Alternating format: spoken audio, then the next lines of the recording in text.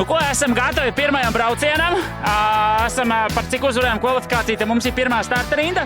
Izbraucām pāris testāpļus, automašīna setup ir diezgan labi, trasa ir labā stāvoklī, komanda ir izdarījusi lielisku darbu, lai sagatavotu šo lielisku automašīnu. Un let's see!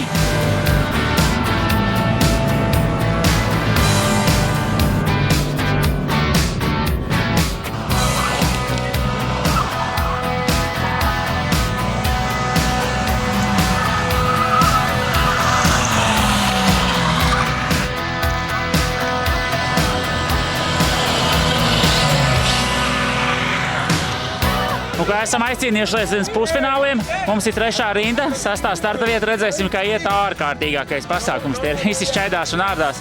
Visi iepriekš baigi katoja līkumus, tagad salika iekšmalā beigtās mašīnas, lai mums jābrauc visiem pa trasi, tas būs daudz interesantāk, tā kā looking forward for it.